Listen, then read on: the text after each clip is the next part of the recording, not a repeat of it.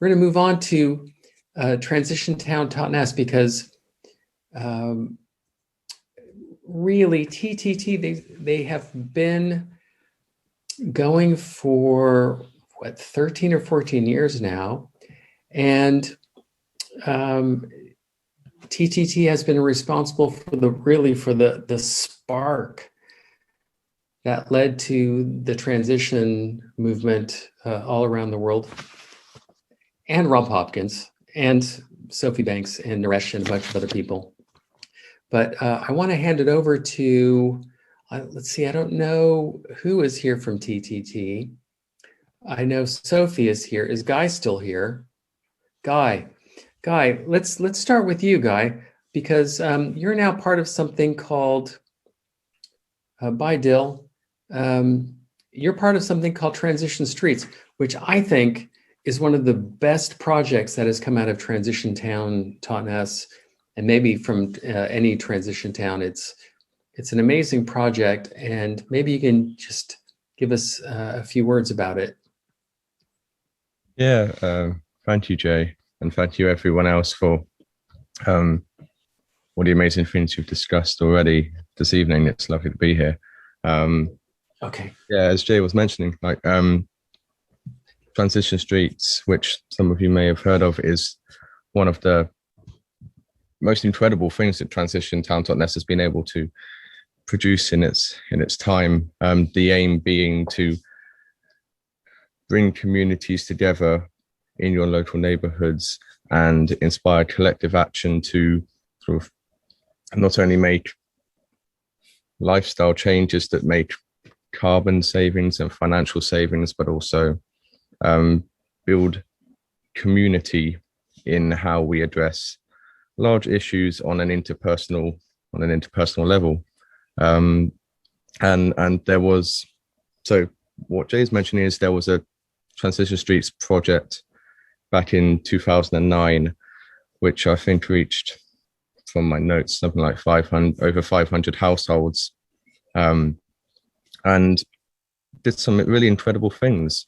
Really brought together so many people within Totnes and a little of the surrounding area to look at how they were acting in their household, what areas there were that they could make little tangible changes, but also how they wanted to engage with their local community. And so one of the things that came out of that when we've got feedback from the people who were in the original Transition Streets project, which was before my time, was that community experience was the thing that's really lasted beyond the sort of elements of making changes to your home, but the relationships that you then have with your neighbors that maybe you'd never spoken to before. So after the climate and ecological emergency declarations, there was an inspiration to revamp that project in a sort of more modern context, considering how much has developed and also how much hasn't developed in the decade since it was originally run.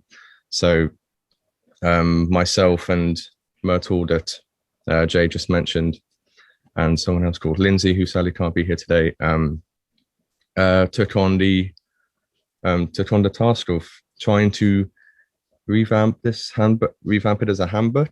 It's 8 sessions exploring different lifestyle aspects and how what little tangible changes you can make, but also a bit about we wanted to incorporate a bit about how Amanda was saying, making an island, seeing the handbook as a toolkit primarily. We're not telling people exactly like what to do or trying to replicate all the valid information that's already out there, but sort of collect it in a nice, resourceful way with activities to make people think about how they see their energy use and their water use, and how they see their relationship with the community.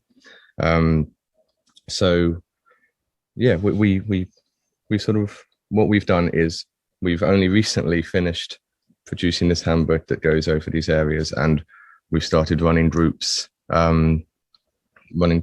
with it, and we're looking to get the sort of feedback from it. We've had to deal with the certain circumstances that have happened over the last year and incorporate elements of that. How do we embrace our mental health and our community well-being in times of rapid change, which is was something basically at the core of the original program that has never been more of a pressing issue.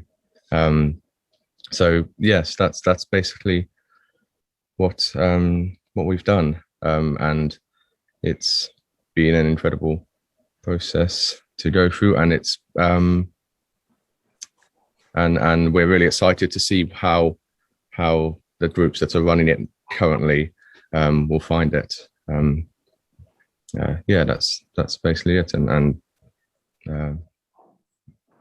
So in a nutshell, more about TTT in general.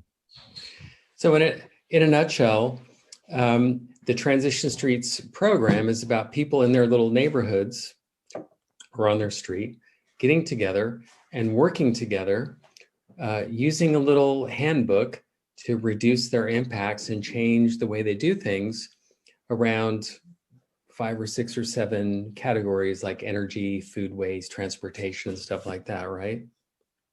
Yes, exactly. Yes. Yeah.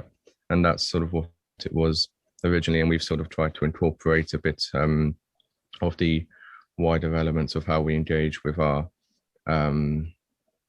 how we engage with slightly larger systemic issues, but also acknowledge our own mental health within that, sort of hearkening to some active hope ideas and wider. Nice. And in any of these handbooks, do you talk about incredible edibles or ways in which people can sort of collaborate on gardening or food production?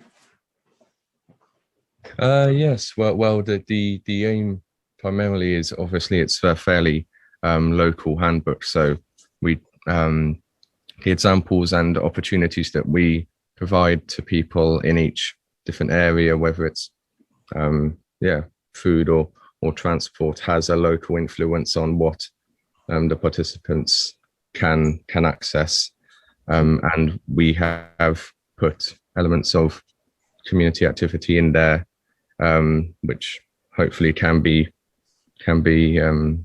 done when restrictions allow it.